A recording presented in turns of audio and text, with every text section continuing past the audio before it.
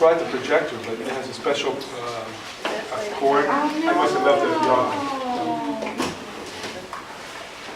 So, that's okay, when we did ours last year, I couldn't get it to work. Oh, really? Finally got to work after about 10 minutes. Welcome back from our hour-long break.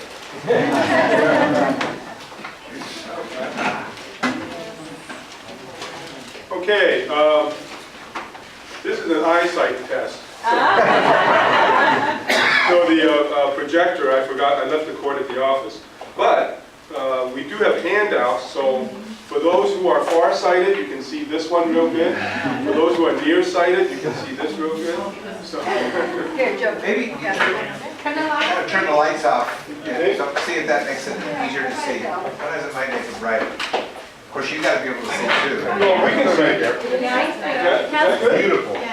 Oh, very nice.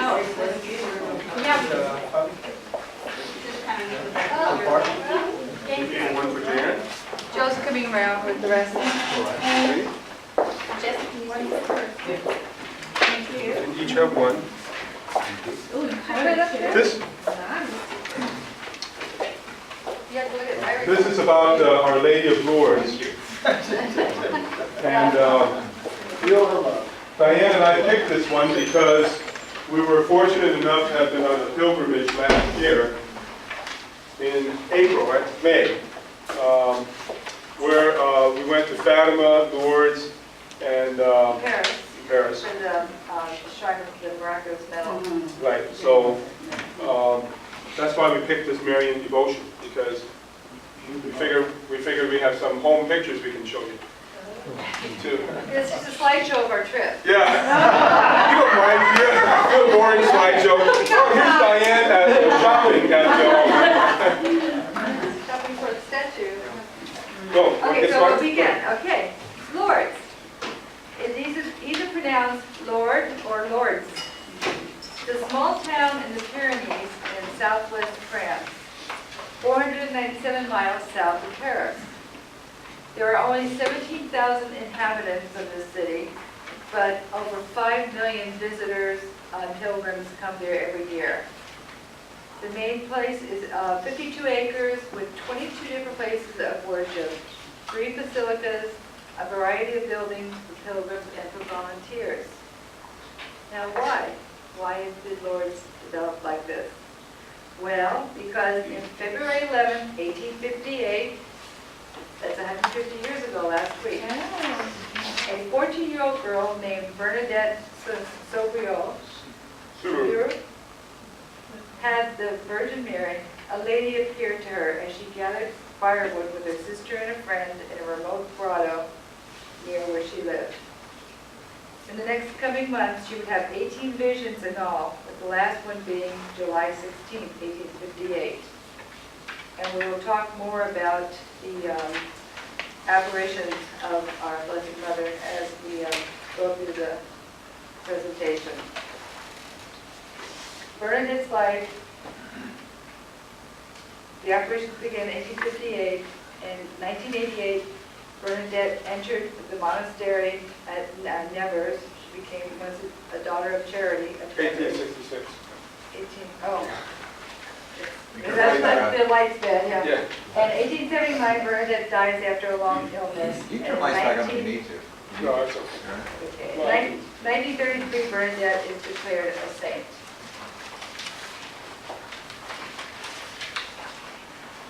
Okay, now this is going to be tough reading for you, but basically this slide is the first 6 apparitions. But you can look at it here as well. It's also difficult to read here. You're not reading on the paper. That's right. Let's put a light on so people can read their papers. You want to do that? No. Yeah, right. Okay. Well, one light. You know what? Yeah, it's fine, because we can still see as much there as we can see. So that's Okay, good. all right. Maybe that's best. As Diane said, the first apparition actually was a Thursday, February 11, 1858, and she had gone there with her sister and a friend named Jeannie Abadi and her sister Abadi and her sister Tanette. And they were crossing a stream, and she had difficulty crossing the stream, and she started to throw some rocks to see if she could cross the stream. And what's interesting to me about, one of the most interesting things about these apparitions, these set of miracles, is that there is actually an account of this in her own words. Now, we're familiar with, for example, Our Lady of Guadalupe. Well, it wasn't written down in his own words. Other people reported what he said. But we actually have Bernadette, St. Bernadette, in her own words, and so I'm going to read it. It says, I came back towards the grotto and started taking off my stockings. She was going to cross the stream. I had hardly taken off the first stocking when I heard a sound like a gust of wind. Then I turned my head towards the meadow. I saw the trees quite still, so that kind of confused her. It's like, there's wind, but the trees aren't moving. I went on taking off my stockings. I heard the same sound again. As I raised my head to look at the grotto, I saw a lady dressed in white, and this is where this statue comes in, but a lady dressed in white, wearing a white dress, a blue girdle, and a yellow rose on each foot. And this is the way Our Lady is going to appear to her another 17 times, exactly like that. A rose on each foot in yellow, the same color as the chain of her rosary, and the beads of the rosary were white. Now this was a very clear vision to her, but her sister and their friend did not see it. And in fact, in all 18 apparitions, later on you're going to see there's literally not hundreds, thousands of people there. Other people did not see the apparition, only Bernadette. The lady did not say anything to her. Okay? She merely smiled. Bernadette was a little bit terrified at this whole thing, but because the lady smiled, she put her hand in her pocket and took out her rosary, and the lady started saying the rosary. Okay, but you couldn't hear anything. She had out her rosary. So Bernadette knelt and prayed her entire rosary. Meanwhile, her sister and her friend was basically just watching her in this rapture, okay, which other people later would report too. They see her in kind of like this rapture of looking at a vision and praying her rosary. When they were done, they went home. She told her sister and her friend, what she saw, but she was scared because they didn't see it. She said, "Don't tell, my mother anything." Well, of course, you know what sisters do. When she got home, told her mother gave them all a beating, okay? Because I'm not sure why, but her mother gave them a beating and told her never to go there again. Told her never to go there again. The second apparition was the following Sunday, and she just felt drawn to go to the same place. She, even though she had been forbidden to go, she did bring with her a little bottle of holy water. This is water from Lourdes, but it wasn't this bottle. But because she wasn't sure exactly who this lady was, okay, and she was a little bit scared and thought, well, maybe it's the devil. Maybe it's a ghost or a devil or something unholy. So she took holy water, and actually, this time when the lady appeared, she took holy water and sprinkled it at her, and the lady just smiled at her. Didn't say anything, just smiled at her. And when she had emptied the bottle, she said her rosary, and then she left. Okay, but she still wasn't sure who this lady was and whether it represented an evil spirit, except she thought probably not this time because it didn't react to the holy water. And the other thing that's interesting is that, in her words, she also thought, well, maybe this isn't an evil spirit, but a holy type spirit, because she had feet instead of, and the belief at that time was that if it was demonic, it would have hooves. Okay, so third appearance was the 18th of February, so that's what, just 4 days later. Two villagers, because now the rumor had started to spread, two villagers went with her, and they observed her. This time, Our Lady spoke for the first time, okay? And each time, by the way, when she went there, she prayed her rosary. And the family was very, in fact, Diane maybe later will talk about the house, very small house, but they still had a place in their house for prayer. And they were very devout Catholics, and they did pray the rosary frequently. But this time the lady spoke for the first time and asked her, would you have the goodness to come here for 15 days? And what was interesting about this, that the commentators note on this, is that the language that Our Lady spoke was a certain type of French Occitan, O-C-C-I-T-A-N, dialect. So it was Bernadette's dialect, the local dialect, but it was also a very formal way of saying, in other words, it wasn't slang, it was a very formal way of saying, would you please come back? It was, would you have the goodness to come here for 15 days? To which Bernadette replied that she would.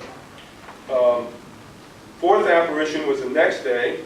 This time, Bernadette went there with a candlelight, and the lady asked her to leave the candle when she was done praying her rosary. What's interesting about that, one of the slides you see, and they still to this day have it, is there's a candlelight procession in the evening. And that's kind of the origin of that. Fifth appearance was, again, a day later. Yes, the very next day. At this occasion, 30 people were present. Okay, nothing was said. Okay, everybody prayed their rosary. Bernadette prayed her rosary. Each time she saw Our Lady exactly like this, appearing like this, and appearing in the grotto. Nobody else saw it. Nobody else saw her. That's going to be through all 18 apparitions. Nobody's going to see her. Sixth appearance, 100 people were there. Okay, and this time the police commissioner was there. Okay, and I was starting to get the attention of the town authorities. The police commissioner basically was very disturbed by what was happening. Thought this was all kind of like a hoax type thing. Nobody else is seeing this. But each time Bernadette would kneel, she'd pray her rosary. Everybody would observe her being in rapture, I think is the way best way to explain it. So the father actually, Bernadette's father had to assure the commissioner that this is never going to happen again. She's not going to come here again. We're going to forbid it. Don't worry about it, because the police was worried. Seventh? You got the seventh? So now you see each day that more and more people are going to be coming because they're going to be hearing about the events and they're going to be curious. They want to know what it's all about. On the seventh appearance, which is 2 days after the sixth, there was 150 people present, and a court official came, like Joe was saying, more of the authorities were getting involved and wondering what was going on. And Bernadette was summoned by the lady and given a secret, which she related was for her ears alone. And we never did find out what that secret was, but it was a secret just for Bernadette. And the eighth appearance, we have now 250 people present. And the thrust of the message from the lady to Bernadette was penance. She was preaching penance, and that she asked Bernadette to do penance for the sinners of the world, to kiss the ground as an act of penance for sinners, which of course Bernadette did. On the ninth appearance, this was on the 25th of February, the very next day, was the day that the spring began to flow. What happened here was that the lady told Bernadette to drink at the fountain. Well, the fountain at that point was more like a puddle. It was just brown, murky, muddy water. And Bernadette went over obediently and tried to drink from the water, but it was so dirty that she had to throw it away. She was like gagging on it. So by the fourth time she tried to drink, she was able to drink, and she also ate some of the grass that was growing there. Well, the vision disappeared after Bernadette had done that. And later that same day, a spring started to flow from the spot where the grotto is now. That spring started to flow on... And the spring has continued. 25th of February. This is my part. On the 10th appearance, which is a couple of days later now, 800 people, they had heard about the spring flowing, and more people were there.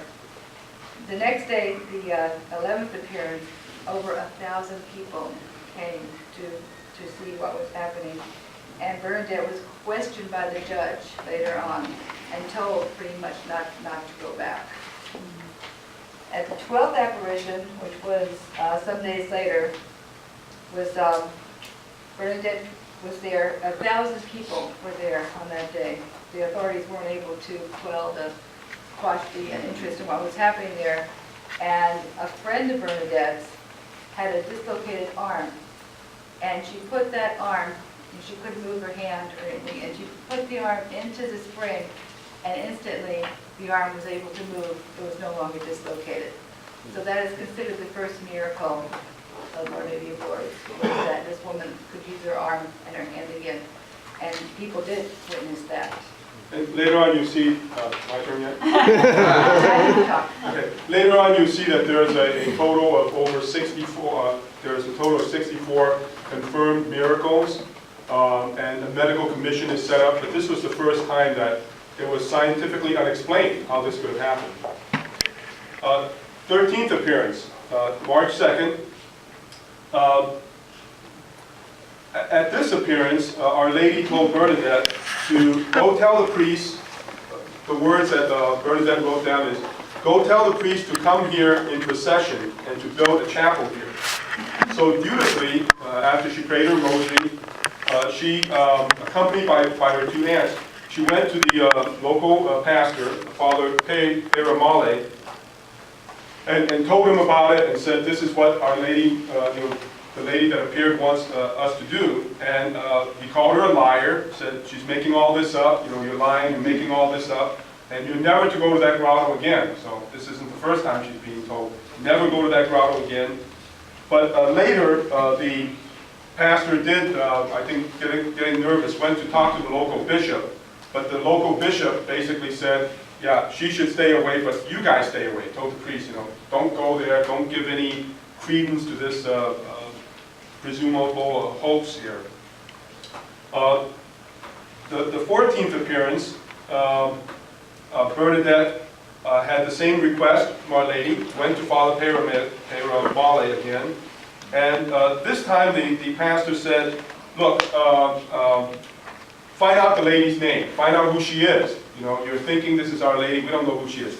Ask her to tell you who she is, and if she tells you who she is, maybe we'll do something. Well, at the 14th appearance, Bernadette did ask, and Our Lady just smiled at her, didn't say anything. 15th appearance, March 4th, and I find this amazing, but you'll find this number of people that that went there amazing. 8,000 people. Okay? Now, this is in the 1800s, so I'm not sure how scientific it was, but 8,000 is a very large number, and I'm sure there were a lot of people there. This time, she would, because she had this request to ask the priest to come in procession to build a church, she went and talked to another priest, and again, and he told her the same thing, Father Cure, told her to go and ask the name and then come and tell me. But she went, she recited her rosary, she asked the lady for the name, but all she did was smile.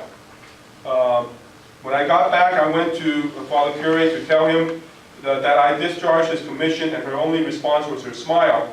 Then he said she was laughing at me and that I would do well not to go to her again. But I could not help but going, is what Bernadette wrote. 16th appearance, this time she asked her 3 times, what her name was, and each time Our Lady just smiled at her.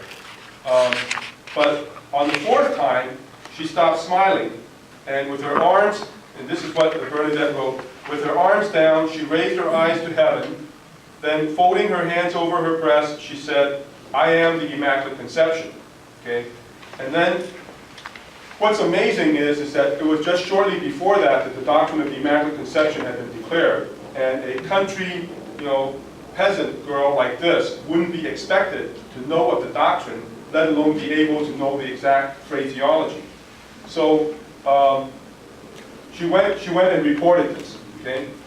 On the 17th appearance, a town physician came, and this town physician knew Bernadette very well, knew her from childhood, and actually he was coming to scientifically, he had a hypothesis. He wanted to write a theory that perfectly sane people can still have hallucinations, because he was convinced this was a hallucination by Bernadette. And do we have time? If we have time, I'd like to read what he wrote, because it's kind of like a scientific reporting. He said, Bernadette seemed to be even more absorbed than usual in the appearance. He had been there before watching her, upon which her gaze was riveted. I witnessed, as did also everyone else there present, the fact which I am about to narrate. She was on her knees saying with fervent devotion the prayers of her rosary, which she held in her left hand, while in her right hand was a large blessed candle, lit. The child was just beginning to make the usual ascent on her knees when suddenly she stopped, her right hand joining her left hand. The flame of the big candle passed between the fingers. Though fanned by a fairly strong breeze, the flame produced no effect upon her skin, which it was touching. Astonished at this strange fact, I forbade anyone to interfere, and taking my watch in my hand, I studied the phenomenon attentively for a quarter of an hour. At the end of this time, Bernadette, still in her ecstasy, advanced to the upper part of the grotto, separating her hands. The flame thus ceased to touch her left hand. Bernadette finished her prayer, and the splendor of the transfiguration left her face. She rose and was about to quit the grotto when I asked her to show me her left hand. I examined it carefully, but could not find the least trace of burning anywhere. I then asked the person who was holding the candle to light it again and give it to me. I put it several times in succession under Bernadette's left hand, but she drew it away quickly each time, saying, "You're hurting me." I record this fact as I have seen it without attempting to explain it. Many persons who were present at the time can confirm what I've said. But despite all of this, the following day, the mayor of the town barricaded the grotto and forbade people to go there. 18th appearance, is that yours? That's yours. Oh. The 18th appearance was the last, because after that the grotto was barricaded. Bernadette writes, "I thought I was at the grotto at some distance as I was at other times." In other words, even though she was barricaded and far away, in her mind and what she saw, she was right there at the grotto. All I saw was Our Lady more beautiful than ever. In 1858, October 1858, the church is slow. People are slow. So even up to this time, they weren't jumping at having the priest process there and build a chapel. But in October 1858, by order of Emperor Napoleon III, the grotto was reopened. They removed the barricades. After that, Bernadette saw no more apparitions, but she also did not visit the grotto again, which is, I thought, kind of interesting.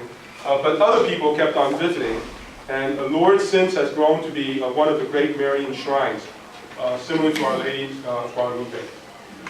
And this is a picture, you see in your package too, of Oh. 16th apparition. Right, showing a lot A of people. painting of the apparition, what it looks like. And you can see the statue of Our Lady of Lourdes up in the grotto. That only that you can see it. Okay? Okay. So we're going to go through some other aspects now of what the aftermath of the apparitions. But one of the interesting points we found in our research was Bernadette's body. You know, after the fact, there was a lot of interest in research and an effort to make her saint, to canonize her. And in the course of that, her body was exhumed twice, and in you know, autopsied, or not autopsied, but examined. And each time that it was exhumed, she was cleaned and dressed in a new habit, and then put back into the coffin, to the earth. But what was amazing to the people who were doing it, there was a priest and other nurses and sisters there, because she was a daughter of Charity of Nevers, and they noticed that her body was uncorrupted. Now this has happened to other saints and other holy people in our time. We've witnessed other relics of people who are uncorrupted, but what that means is that they don't decay. And the picture you have in your packet here, that is not a painting, that's an actual picture of her today. Our daughter couldn't believe it, and when I was pulled it up on the internet, she says, "That's a painting." I said, "No, I got this off of the internet, it's a picture." She's been dead 128 years, and this is how she is looking today. And she was canonized in 1933. And to go through the timelines of the aftermath after the apparitions, in 1862, the local bishop declared that the faithful are justified in believing the reality of the appearances, and started to build the Basilica of the Immaculate Conception as the image, as the Madonna had requested. In 1864, a statue of the Madonna, which was crowned, and pilgrimages began. An interesting point here is that when Bernadette saw the image, she said she was profoundly disappointed because it wasn't nearly as beautiful as the Lady of Lourdes herself. So, and it's a very attractive statue. Nowhere. But nowhere is beautiful. In 1867, that first basilica was completed, but very quickly became too small. And they added another basilica in front of it, which is called the Basilica of the Rosary. So if you go there today, there's a huge church built on top of the grotto, and you really can't tell it's two different churches. It just looks like one massive church, one rising directly above the grotto and one in front. The back part here, Yeah. right, that's Yeah. where the sanctuary is, was the original cathedral. It's hard to see, but original basilica, it's not a cathedral because there's no space in it. Yeah. The stream is inside the church, or is that? Oh, the grotto's outside, Oh, right under, like on ground level down here on the side of where the basilica is. And we'll show you a picture of that In a minute. And that's where the spring still flows, and it flows into the baths, which is a series of rooms segregated male and female, where pilgrims and those needing healing can come and be helped by volunteers actually to bathe in the waters from the spring. And then in 1907, Pope Pius X declared February 11th as the feast day of Our Lady of Lourdes.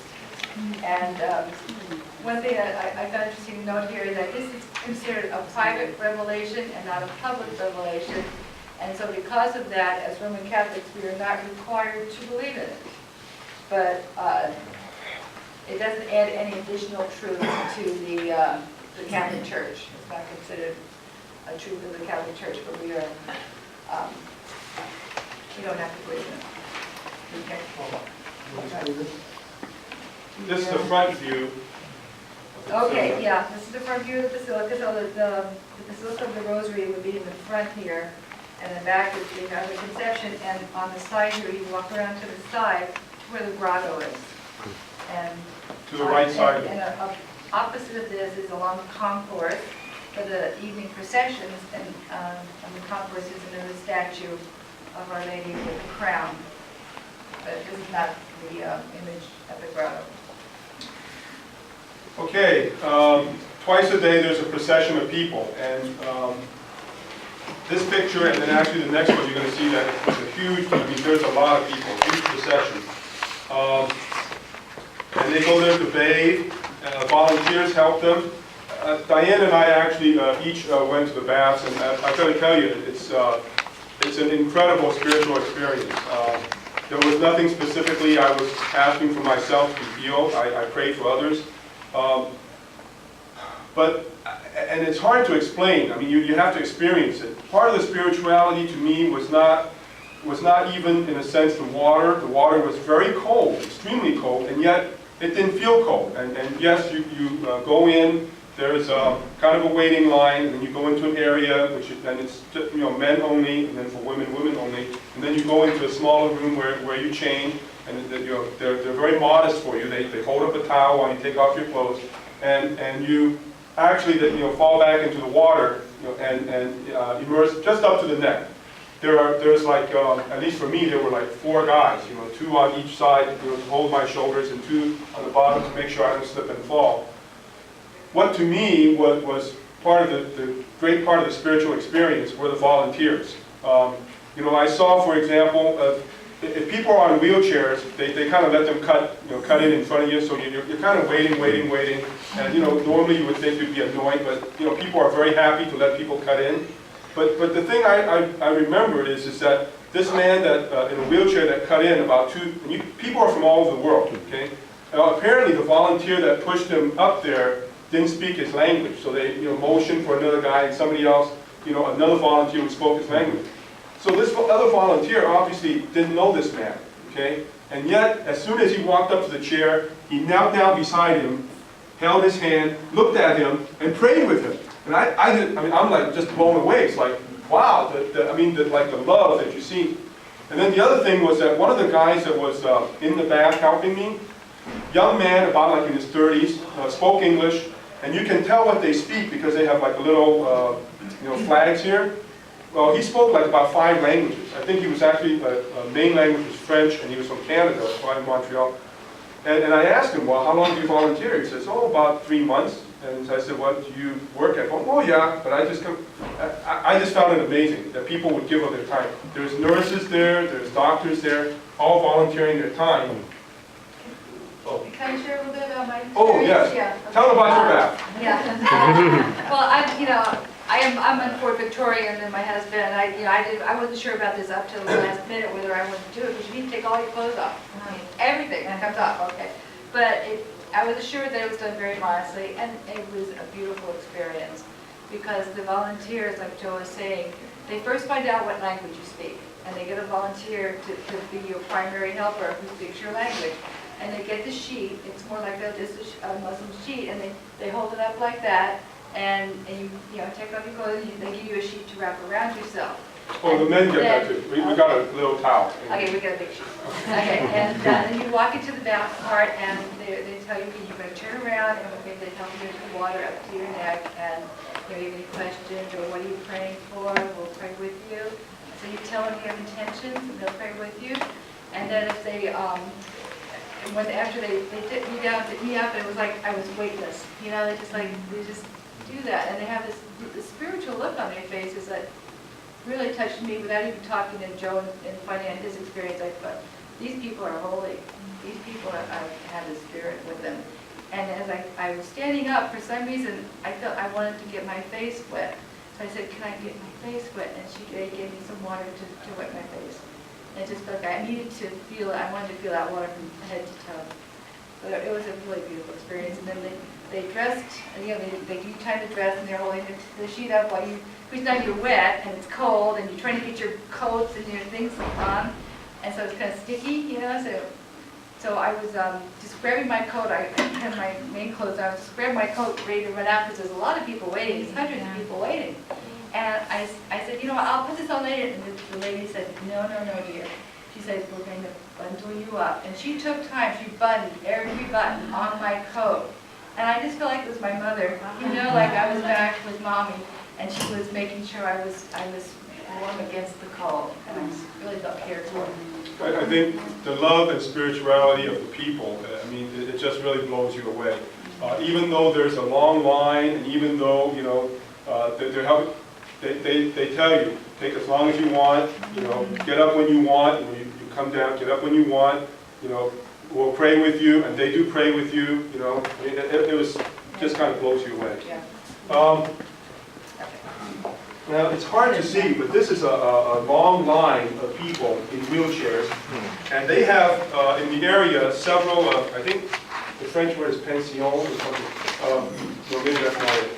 It's like a hospital, they're like convalescent type hospitals, so if you make a pilgrimage, you can go there. Well, what's amazing is at these hospitals, here, it'd be like Kaiser or something, you'd be charged an arm and a leg. It's like, regular hotel type costs, and they have volunteer doctors, volunteer nurses, just amazing.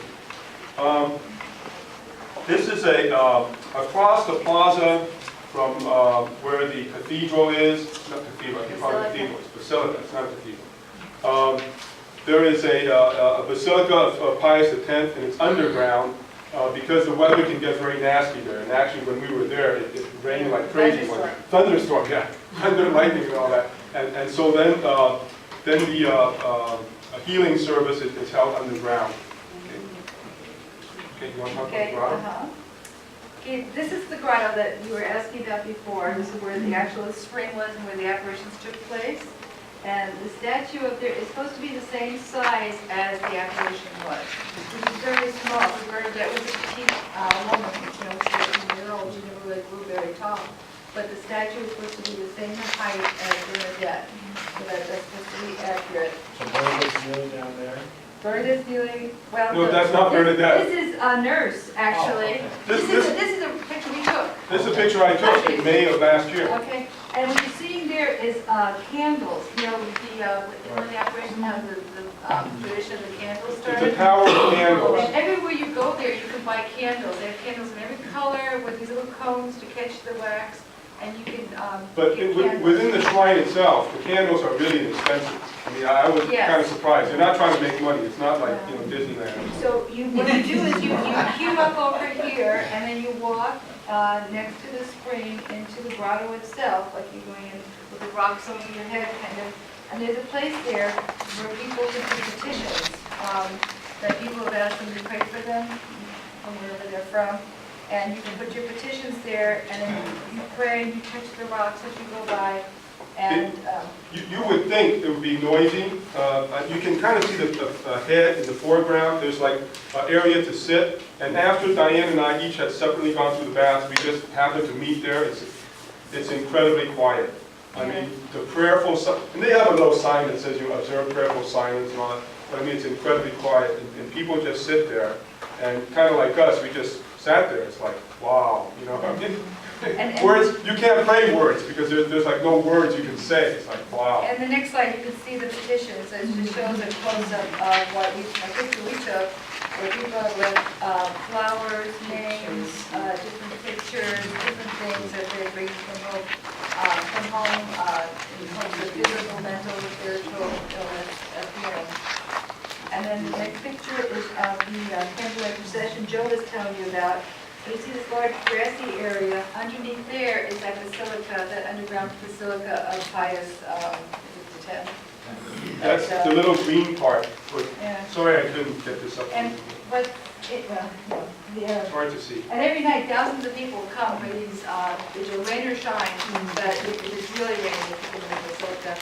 But on the microphone, they have children and other people who take turns saying the decades of the Rosary. So it's very interactive, and you can you process with the candles and recite the Rosary. And they do all in different languages. Yes, that's Yeah. right. They do it in Yeah. all different languages, so you follow along and have the best you And can. this is a ritual every night. Every night, every night. Rain or shine. Okay, list of approved miracles. Well, first of all, there is actually a medical bureau that goes through medical histories of people who claim that they have been cured. And what they're looking for is that there is no explanation for the cure other than their devotion or their prayer. They're making a pilgrimage to Our Lady of Lourdes. That's what they're looking for. And the first one, as Diane talked about, was 1858. It was the 12th apparition, right? Or 11th? 12th apparition. The first miracle? Yes. And I picked number 64 because you don't want me to talk about all of these. By the way, if you're interested, you know where I got this list of all things? Wikipedia. You go on Wikipedia, you type in Our Lady of Lourdes, and you get all this stuff on Our Lady of Lourdes. And you get a listing of all these miracles. And of course, each is a link. You click on any particular one, and it'll tell you a whole bunch of stuff about that particular miracle. The last one is a Sergei Perin, P-E-R-I-N. He was cured on May 1st, 1970. He was 41 years old at the time, born in 1929. When he was 35 years old, he began to have neurological episodes, abrupt loss of consciousness. He would just lose consciousness. They diagnosed him with thrombosis in the left carotid artery, for which surgery was contraindicated. In other words, they couldn't operate on it, probably because it would have been life-threatening if they tried to operate on it. Karate that day. Karate, thank you. Carotid karate. Nurse. Thank you. Nurse. Anyway, and that was, I believe, in 1964 that he started that condition. By 1969, it had become a bilateral, meaning on both sides, okay, not just on his left side. And he went to Lourdes at age 40, and basically came back, nothing happened, okay. He continued to get worse. It deteriorated to a point where he was completely invalid and was granted a disability type of thing, which I think is a big thing because they don't give you a disability pension unless you're really disabled.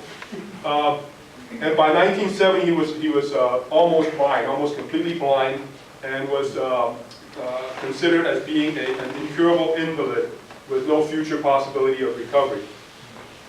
He made a pilgrimage from Angers, I'm not sure exactly where that is, but it's in France somewhere, I believe. In 1970, he made a second pilgrimage there. And he, in the morning, he attended which they have twice, once in the morning, once in the afternoon, a ceremony of anointing of the sick, and he immediately began to feel sensation. Immediately. By that afternoon, he was walking without, he was up and walking, and he also could see better, okay, even without his glasses. And he personally, at that point, when he left Lourdes, was convinced that he was cured. Once he got home, he was thoroughly checked, medically checked, and objectively, the doctors determined he was cured. The condition was gone, okay, in the carotid artery, bilaterally.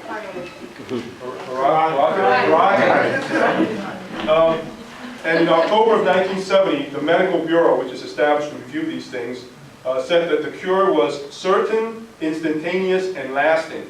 And then by 1974, the diocese moves a little slower. The Diocesan Medical Commission came to the same conclusion, that it was a miraculous cure.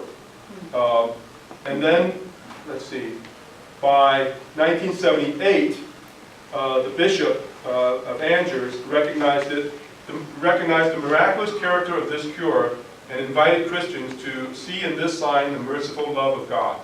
So that was the last cure that I saw, the last miracle.